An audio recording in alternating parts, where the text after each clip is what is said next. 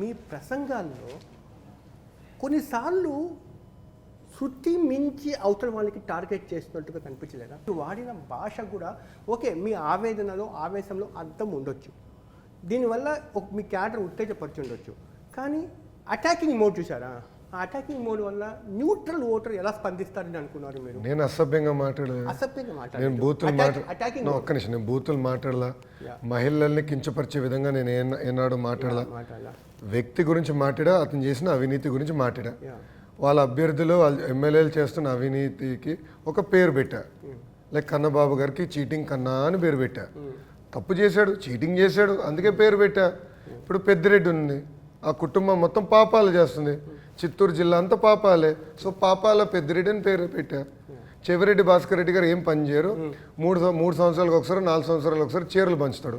So Chandragiri Chevireddy చెవులో పువ్వు అని పెట్టాను. రేపు జగన్ గారు ఏదైనా టికెట్ నిరాకరించిన వ్యక్తులు, అసంతృప్తి వ్యక్తులు రేపు టీడీపీ కార్యాలయానికి వచ్చి తలుపు తట్టి మాకు టికెట్ ఇవ్వండి అంటే రేపు మీరు స్వాగతం చెప్తారా, లేకపోతే రెడ్ స్టాప్ బోర్డు పెట్టారా? నేను ఎవరిపైన అయితే క్లియర్గా ఆరోపణలు చేశానో, విత్ రికార్డ్స్ బయట పెట్టానో, వాళ్ళకి తెలుగుదేశం పార్టీలో నో ఎంట్రీ.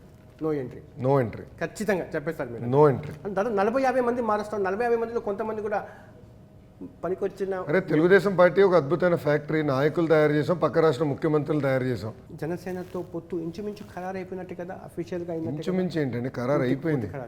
అంటే జనసేన టీడీపీ సార్, బీజేపీ కూడా వెళ్తుందా? As of today Janasena Telugu Desam party కలిసి 2024 ఎన్నికల్లో అసెంబ్లీ పార్లమెంట్ స్థానాల్లో పోటీ చేస్తాం. అంటే బీజేపీ కూడా వచ్చి జాయిన్ అవ్వచ్చా? ముందల ప్రభుత్వం పైన కలిసికట్టుగా పోరాడాలి. కేవలం కలుస్తాం వల్ల కాదు కదా, పోరాడాలి, కలిసి పోరాడదాం. ఇప్పుడు జనసేన తెలుగుదేశం వైసీపీ మీద పోరాటం చేసే పరిస్థితి ఉందా సార్ ఆంధ్రప్రదేశ్లో? అది మీరు బీజేపీ వాళ్ళని అడగాలి, నన్ను అడుగుతారేంటి? అవునన్నా కాదు అంటే ఇప్పుడు జగన్మోహన్ రెడ్డి గారికి బీజేపీలో కొంతమంది నాయకులకు మంచి సంబంధాలు ఉన్నాయని చెప్పి జరుగుతున్న ప్రచారం నేపథ్యంలో ఎంతవరకు నిజం కాదు, అటువంటి బీజేపీతో టీడీపీ జత కట్టాలని చెప్పి శతవిధాల ప్రయత్నాలు చేస్తూ ఉంది. వాళ్ళకి ఇంట్రెస్ట్ లేదు బీజేపీ, కానీ ప్రచారం జరుగుతుంది కదా, ఇది వాస్తవం లేదంటారు. మీరే ప్రచారం అంటున్నారు కదా, ప్రచారం పైన నేనే సమాధానం సార్. జనసేనకు సంబంధించిన సీట్ల సర్దుబాట్లు పూర్తి జరిగిపోయిందా సార్? ఇంకా మైనర్ డీటెయిల్స్నే తొందరలో ఫైనలైజ్ చేస్తాం. మ్యాక్సిమం 1 మంత్లో అయిపోతుంది సార్. ఇప్పుడు ఓట్ షేర్ సార్, ఈ ప్రశ్న మీరు కంఫర్ట్ అయితే జవాబు చెప్పొచ్చు, ఎందుకంటే ఇవి చాలా తొందరగా. ప్రతి ప్రశ్నకి కంఫర్ట్ ఉంది, మీరు అడగండి. Okay, thank you very much sir. Sir ఇప్పుడు జనసేనతో ఓట్లను పంచుకుంటున్నారు, సీట్లను పంచుకుంటున్నారు, సీఎం పదవిని కూడా జనసేనతో పంచుకుంటారా? చాలా స్పష్టంగా చంద్రబాబు నాయుడు గారు ముఖ్యమంత్రి, there is no second thought about. Pawan Kalyan గారు కూడా అనేక సార్లు చెప్పారు, సమర్థవంత నాయకత్వం కావాలి, అనుభవం ఉన్న నాయకత్వం ఇప్పుడు అవసరం, ఇప్పుడున్న పరిస్థితుల్లో అవసరం అని చాలా స్పష్టంగా ఆయన కూడా చెప్తాం జరిగింది. So there is no ambiguity in that subject. Sir Navaratnalu పూర్తిగా రద్దు అవుతాయా, కంటిన్యూ చేస్తారా? వెల్ఫేర్ స్కీమ్స్ ఏదైతే వైసీపీ అమలు చేస్తూ ఉందో. No, Navaratnalu will take the form of super six. Okay. Navaratnalu will take the form of super 6. So there is no ambiguity. Sir ఇప్పుడు వెల్ఫేర్కి ఎక్కువ ఖర్చు పెట్టిస్తున్న జగన్మోహన్ రెడ్డి అని చెప్పి ఒక ప్రచారం చేస్తున్నారు కదా, విమర్శలు చేస్తున్నారు కదా టీడీపీ, సేమ్ అటువంటి వెల్ఫేర్లే ఉన్నాయి కదా ఈ సూపర్ 6లో కూడా. సంక్షేమం ఎక్కువ చేస్తున్నారని మేము ఆరోపించట్లేదు, అప్పులు చేసి సంక్షేమం చేస్తున్నాడు అనేది మా ఆరోపణ. రేపు కూడా మీకు అదే పరిస్థితి? Not at all. అభివృద్ధి చేస్తాం, అభివృద్ధి వనరుల నుంచి తీసుకెళ్లి సంక్షేమం చేస్తాం. డబ్బు ఎక్కడి నుంచి వస్తుంది అప్పుడు? 1995లో డబ్బు ఎక్కడి నుంచి వచ్చిందండి? అభివృద్ధి చేసాం. 1 సెకండ్, అదే సిచ్యువేషన్ ఉంది. ఆ రోజు కూడా జీతాలు ఇచ్చే పరిస్థితి లేదు ప్రభుత్వం, ఆ రోజు పెన్షన్ ఇచ్చే పరిస్థితి లేదు ప్రభుత్వానికి. అభివృద్ధి చేస్తాం మాకు తెలుసు, సంపద సృష్టిస్తాం మాకు తెలుసు, వచ్చిన వనరుల్ని ప్రజల కోసం ఖర్చు పెడతాం కూడా మాకు తెలుసు. ఒకప్పుడు లోకేష్ గారికి పవన్ కళ్యాణ్ గారికి పడేది కాదు, ఒకరొకరు విమర్శలు చేసుకున్నారు, మళ్ళీ ఇప్పుడు కలిసి ఎలాగ పనిచేస్తారు ఒకే అంబ్రెల్లా కింద అని చెప్పి జగన్మోహన్ రెడ్డి గారు ప్రస్తావిస్తున్నారు అంత విషయంపై. అంటే 2019లో బిఫోర్గా వచ్చిన చిన్న పొరపచాల గురించి ప్రస్తావిస్తున్నారు. ఆ పొరపచాలు ఇప్పుడు ఏం లేవంటారు సార్? ఇప్పుడు మీరు చూస్తే నేను ఎప్పుడు పవన్ గారిని ప్రశ్నించలేదు, ఆయన వ్యతిరేకంగా నేను ఏనాడు మాట్లాడలేదు. మీరు నా ట్వీట్స్ చూసినా, నా ప్రసంగాలు చూసినా చాలా స్పష్టంగా మీకు కనపడుతుంది. నంబర్ 1. నంబర్ 2, పవన్ కళ్యాణ్ గారే పొత్తు ప్రకటించినప్పుడు చాలా స్పష్టంగా చెప్పారు, ఎస్ పాలసీ మ్యాటర్స్లో కొన్ని విషయాలు మేము విభేదించాం తప్ప వ్యక్తిగతంగా మాకు విభేదాలు నాడు నేడు ఎప్పుడు ఉండవు అని చాలా స్పష్టంగా ఆయనే చెప్పారు. సో వైకాపా నాయకులకి ఏంటంటే ఎట్టి పరిస్థితులు పొత్తు అవ్వకూడదు అనేది ఆయన ఉంది. అంటే మినిస్టర్ కన్ఫర్మే కదా. అది బాబు గారు డిసిషన్, నేనట్టు కన్ఫర్మ్. నాకు ఇంకో ప్రశ్నకు అవకాశం ఇచ్చాను మీరు.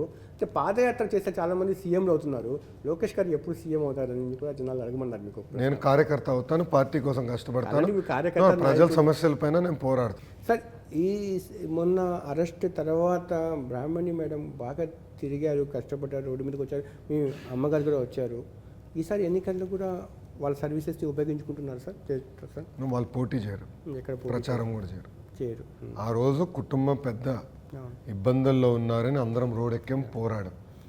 సో బాబు గారు ఇప్పుడు బయటకు వచ్చారు కనుక అనుకుంది మేము సాధించగలిగినాం. తొందరలో బాబు గారిని బయటికి తీసుకొచ్చాం. So we have done our duty and they also done their duty. 2014 నుంచి మీరు బాగా యాక్టివ్గా, సూపర్ యాక్టివ్గా పనిచేస్తూ ఉన్నారు అంతని చెప్పి, మీకు 10 ఏళ్ల కిందట నుంచే 10-12 ఏళ్ల కిందట నుంచి మీరు వస్తారని చెప్పేసి మీరు ప్రచారం స్టార్ట్ చేశారు. ఫారెన్లో అమ్మాయిలతో స్విమ్మింగ్ పూల్లో లోకేష్ బయట తిరుగుతూ ఉంటారని చెప్పి ఆ ఫోటోస్ రిలీజ్ చేశారు. Is that illegal? చెప్పి కదండి, ఫ్రెండ్స్తో స్విమ్మింగ్ పూల్ ఈత కొట్టకూడదా? అవును, ఫ్రెండ్స్తో సరదాగా బయటికి వెళ్ళకూడదా?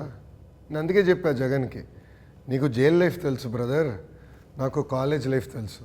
మీకు జైల్ మేట్స్ ఉంటే నాకు కాలేజ్ మేట్స్ ఉన్నారు. There all my friends, in fact there all no Brahmins friends.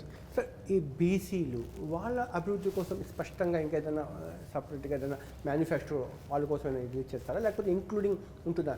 వాళ్ళ బీసీలు చాలా స్పష్టంగా ప్రత్యేకంగా వాళ్ళకు ఒక రక్షణ చట్టం తీసుకొస్తామని హామీ ఇచ్చారు.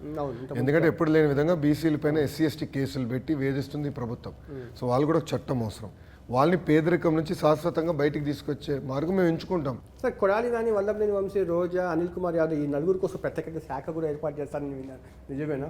వాళ్ళ సంగతి చూడడానికి, వాళ్ళ అంతు చూడడానికి, వాళ్ళ యొక్క అక్రమాలు బయట తీసుకొస్తానని చెప్పి అంటే నేను ఒక్క నిమిషం, ఈ నలుగురు అదే స్థానాల్లో పోటీ చేస్తారా లేదో వాళ్ళు తెలుసుకోవాల్సిన అవసరం ఉంది.